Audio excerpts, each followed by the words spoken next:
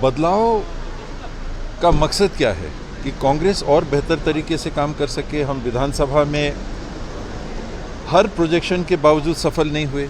लोकसभा में vote share के माध्यम से ठीक था, जो हार का अंतर था वो कम हुआ, वो ठीक था। फिर भी सीट 11 में 2 थी, 11 में 1 आई। तो एक ये समीक्षा का विषय है कि परफॉर्मेंस कांग्रेस का लगभग हर समीक्षा करने वाले चैनलों के माध्यम से कांग्रेस की सरकार आएगी छत्तीसगढ़ में, ये प्रोजेक्शन था। फिर क्या हुआ?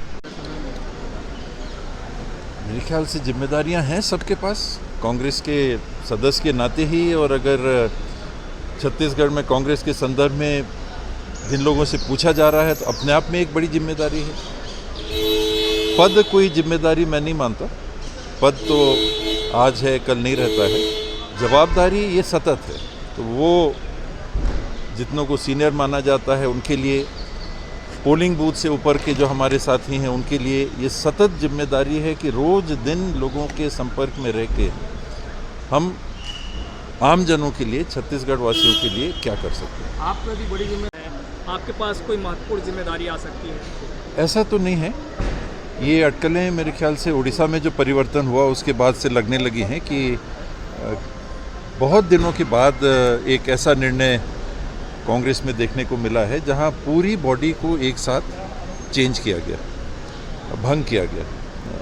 परिवर्तन तो होते हैं लेकिन भंग होना ऐसा बहुत दिनों बाद देखने को मिला है, तो वो चर्चाओं का विषय बन गया है। तो ये 7 राज्यों में जो फैक्ट फाइंडिंग कमेटी गई थी, ये क्या रिपोर्ट देती हैं और फिर क्या निर्णय होता है, ये हाईकमांड के पास।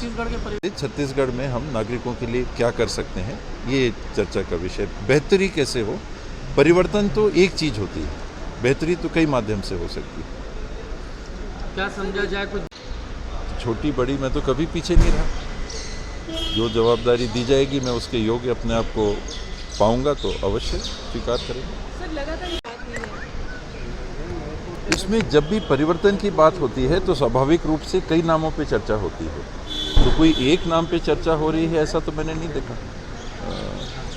अटकल लगाई जाती है, पीसीसी है, काम कर रही है, ठीक है, ठीक से ही काम हो रहा है। 19-20 तो हमेशा रहेगा। आप आएंगे तो अंतर आएगा, मैं आऊँगा तो फ़र्क कमी आएगी, तीसरे आएंगे तो कमी आएगी। तो अच्छा काम, कहीं थोड़ी कमी है उसको सुधार करने की आवश्यकता ये सतत बनी रहती है। और जब चर्चाएं फैक्ट फाइंडिंग कमेटी और उड़ीसा का जो मैंने उदाहरण दिया, ऐसी स्थिति लोगों के सामने आती है तो चर्चा का विषय फिर बन जाता है। लेकिन लगातार आपके जिस तरह से दिल्ली दौरे हो रहे हैं, क्या क्यों नहीं करेंगे? हर व्यक्ति जिसको जो जवाबदारी देनी है, और देखिए सबसे बड़ी जवाबदारी क्या है?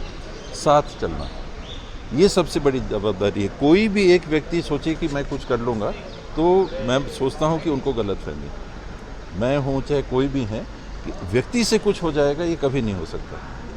अगर वो एकल खेल नहीं है तो, एकल कुश्ती है तो एक व्यक्ति हार जीत आमना सामना 2 का रहता है। तो टीम गेम है तो टीम को साथ चलना, मतलब ये सबसे बड़ी जवाबदारी। समझा जाए कि अभी सक्सेस हो पाएंगे, नहीं तो हमेशा, चाहे कोई चुनाव हो, नगरीय निकाय का हो, पंचायती राज का हो, विधानसभा का हो, लोकसभा का हो, जब तक टीम साथ में नहीं खेलेगी तब तक थोड़ी दिक्कत तो आएगी।